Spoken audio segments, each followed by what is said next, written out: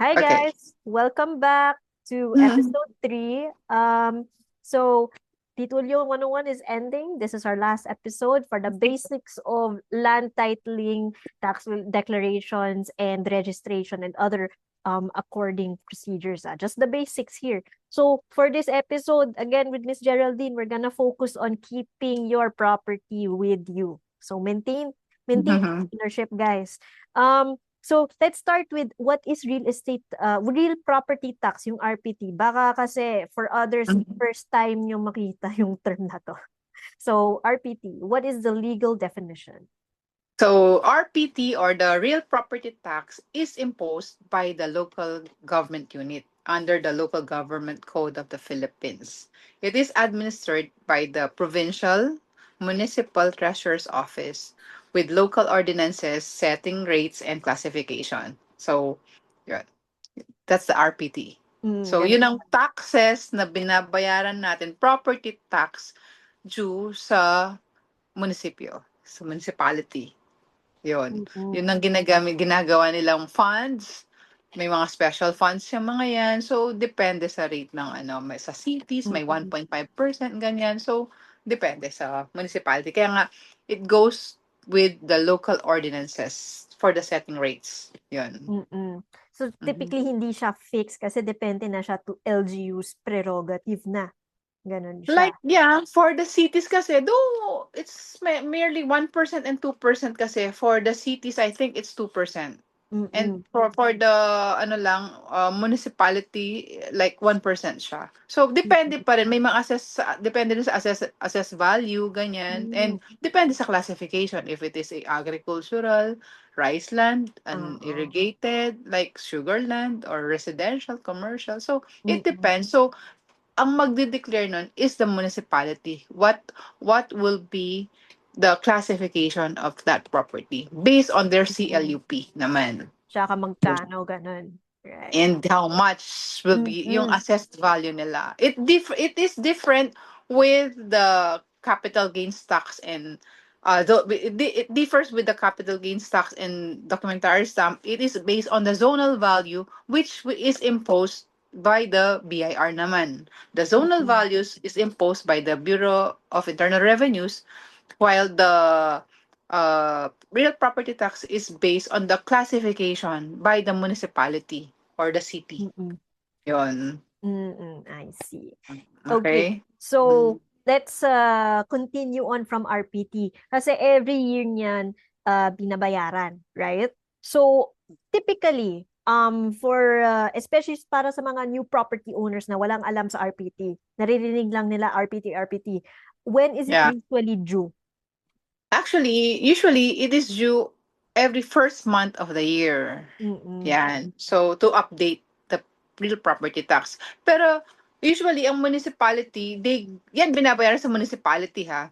So, Mm-mm. ang RPT is paid sa municipal treasurer's office. So, usually, ang municipality, they give discounts if you pay earlier. Like, Mm-mm. on November, ako kasi nagbabayad ako every November. So, I get 20% discount on my assessed value. So, for example, 10,000. So, I'll just pay na lang for the whole year, 8,000 pesos. So, Mm-mm. yon.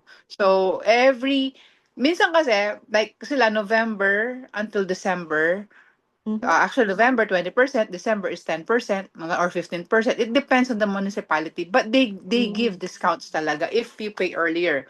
And then kung hindi naman, ang regular payment is on the January, first month of the year. Yun. I Hanggang see. January 30. Yan. Mm-mm. Yun. Para walang penalty.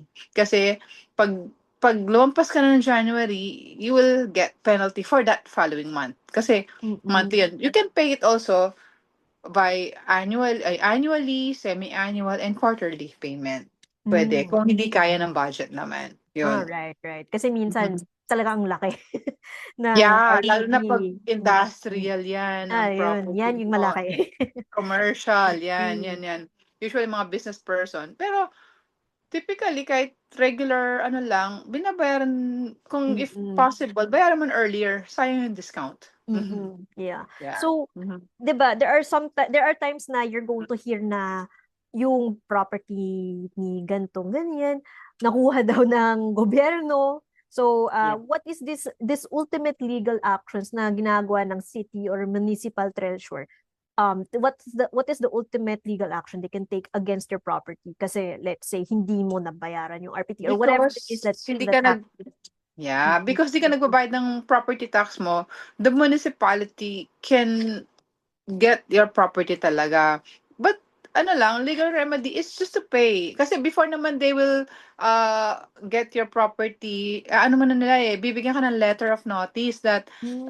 for this years na hindi ka pa nagbabayad ng RPT mo, ganyan. So, pwede mong bayaran yon. So, and Mm-mm. then, yeah. Kaya nga, pero they got, the municipality will put that property into auction. Pero, you have the owner as a Mm-mm. owner kasi as an owner you can may 1 year redemption period tayo for that, but you will settle for the property tax, yung RPT na unpaid, and then some Mm-mm. penalties, ganyan. So, surcharges. So, pero ngayon kasi, for this year, we have until, I think, July 6, 2026, Mhm. all the penalties for the property tax, RPT, are, amended. May ano siya, May amnesty. amnesty, sorry, Oo. amnesty. Yeah. So, until July 5, 2026. So, lahat ng mga hindi pa nakakapagbayad ng mga property tax nyo dyan, you can settle them without any penalties. Mm. Yon. Kasi Kaya malaki every yan year pag lang. meron. Yeah, they will compute lang naman. Kunwari, Mm. 2020, since pandemic, di ako nagbayad until 2026. So, 2020 hanggang 26 lang ang babayaran without any penalty. Yun yun. So for example, hindi ako nagbayad since 2020, yung RPT ko is supposed to be, let's say, 10K annually. So I would have to pay by July mga 60K without the 2 to penalty. 6 years Okay without na the siya. penalty.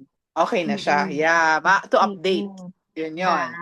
That's nice, Oo. that's nice. Oo. Mm-mm. At least Hanggang walang July lang. This penalty. July, 2026 Mm-mm. lang, ha? Yun. Yun nga, July guys. So, alam nyo na. Oh. July, Mhm. magbayad na kayo ng RPT. Yeah. So you mentioned, 'di ba, they put it up pag nakuha ng gobyerno yung property mo and they put it Mm-hmm. up in a public auction, no? And you Okay. mentioned you have like parang 1 year to buy it, Redemption. Mhm. no? Parang buy it back, redeem, parang Right back. ganon. Yeah, redemption. Yeah, Oo. for a delinquent real property tax, the owner can buy back or redeem Mm. the property within 1 year from the date of So, registration of mm, sale, of the auction. From the of the date of the auction. registration of the auction, yun. Tapos they must pay the delinquent amount, Mm-mm. interest, and cost of the sale. Yun. Bibilin So may mo. kasama pang Mamahalan ka interest. pa. Yeah. Oo.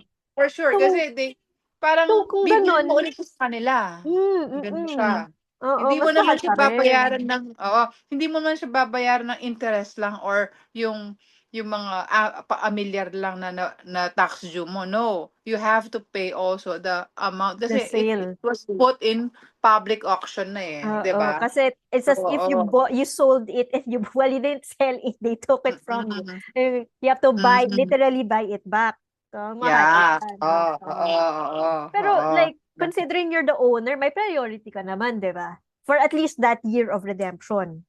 1 year talaga. 1 year. 1 year yung priority mo. If you choose Yeah. to buy it back the year after, let's say, na-expire yung 1 year redemption period. Yung sa 1 year of redemption, the owner has priority to get it back, right? Yeah. Mm-hmm. Tapos, once it passes, parang as if regular customer ka na lang. No more Auction na, so priority. highest Auction na siya bidder. talaga. Mm, Mm. Meaning mm, kasi naka-auction pa rin siya, pero dahil ikaw yung owner, you are the priority. You have mm. 1 year redemption to redeem the property again. So, pero I guess di naman bebenta ng super mahal naman yan kasi nga it's It's a a public public auction. auction. Yeah. It will be Mm-mm. sold for much less than it would be usually. Yeah. Uh-uh. Yeah. Mm-mm. Ganun siya. Mm-mm. I see. So, yun. So yeah, that's what happens during your public auctions, guys. Let's avoid getting your properties on public auction. Don't want to do that. Yeah. So uh let's say you have land. Let's say ako Okay. I have land pero hindi ko na develop. Raw land lang siya. Iniwan ko Okay. for whatever reason, I inherited it, di ko siya dinevelop, iniwan ko lang for however long. Can the Mhm. government charge me more tax than they would if someone developed it? Yeah. Yes, the government can charge extra tax for the land that is left undeveloped, often referred to idle land tax or Mm-mm. additional ad valorem tax. This is to encourage the landowner to develop their properties to a productive use like residential. Mm-mm. Pero, meaning kasi, if the tax deck, it's not agriculture kasi.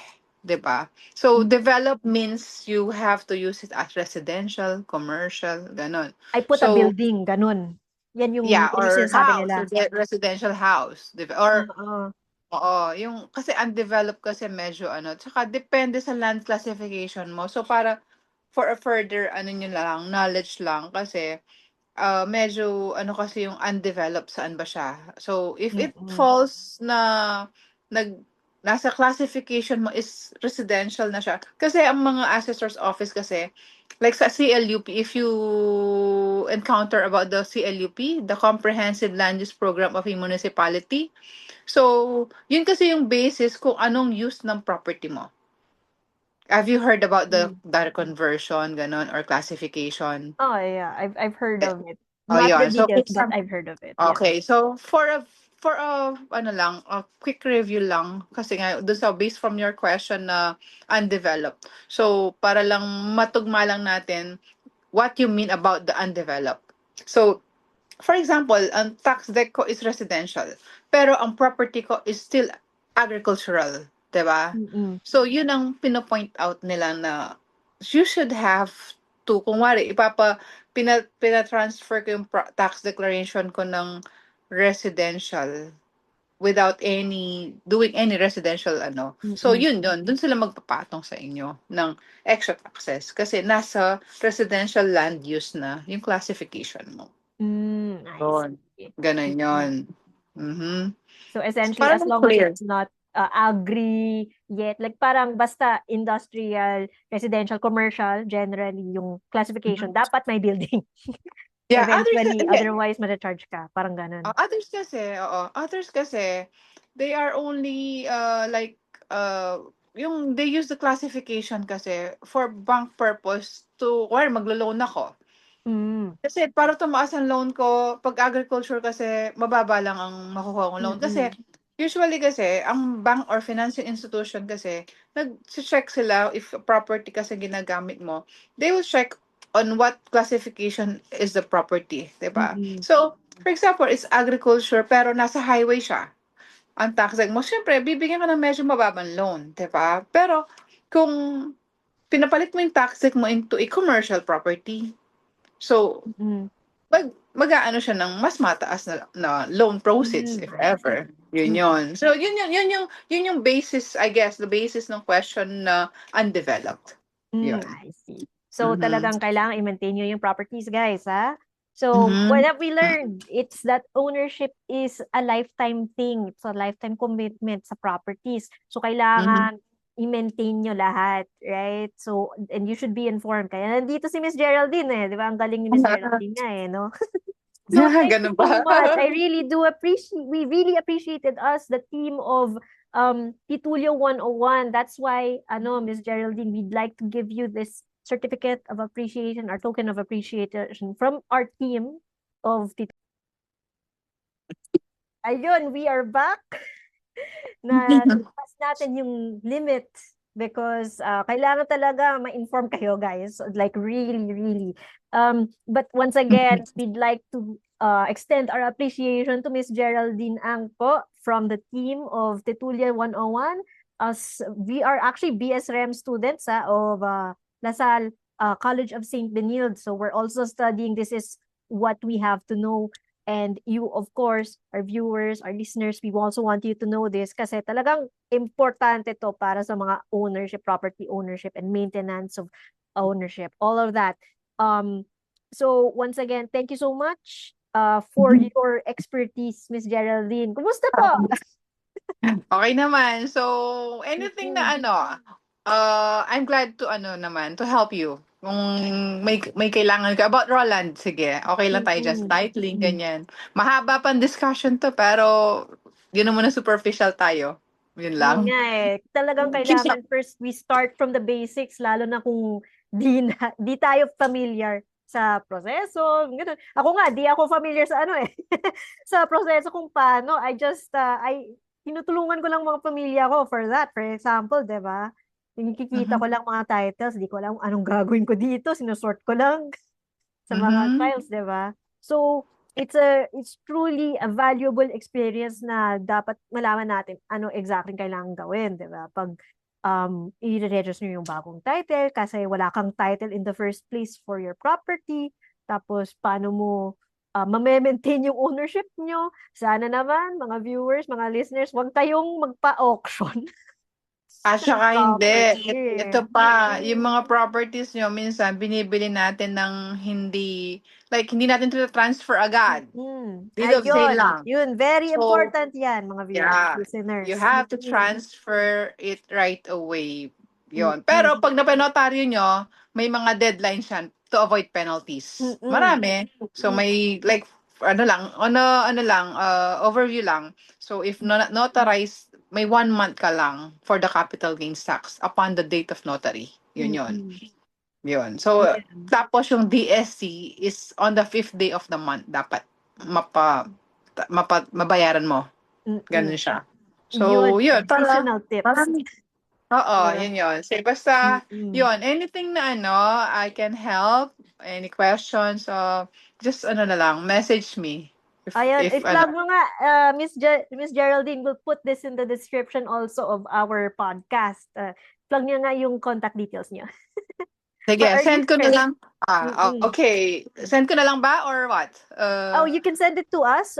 We will put her contact details sa description. So if ever may Yeah, kailangan kayo for like land titles, anything, may mga tanong kayo, may ibebenta kayo na property, gusto niyo bumili properties. ng property, anything to do with that, si Miss Yeah, Geraldine, you can go to her. Ayun, tutulungan kayo ni Miss yeah. Geraldine. Ayun, ang dami niyang Okay. masasabi para dyan. And Yeah. before we go, any last messages for our viewers and listeners po? Ayun, I helped you kahit konti lang on my knowledge about land titling. Yun, and then, ano pa ba? Yun, thank you for inviting me as Mm-mm. your, so yun lang. So, good luck sa BS REM. Ang Yes. mga students, kaya yan. Yun, Mm-mm. basta Thank you po. galingan nyo. We truly Kaya yan. appreciate it, everyone. So, once Mm. again, Miss Geraldine Ang of Rebap. Uh, as always, if you have any problems, questions, issues sa real estate, land, whatever, we we will put her contact details in the description. And feel free to contact her anytime for whatever needs you have for properties. Okay? Yeah. And Thank I hope you. Thank this you. podcast has helped everyone in their knowledge for land titling and property maintenance. Sige. Thank you again, Miss Thank you. Geraldine. Bye-bye. Bye-bye. I hope everyone enjoyed this. Thank you. Thank Bye-bye. you. Bye.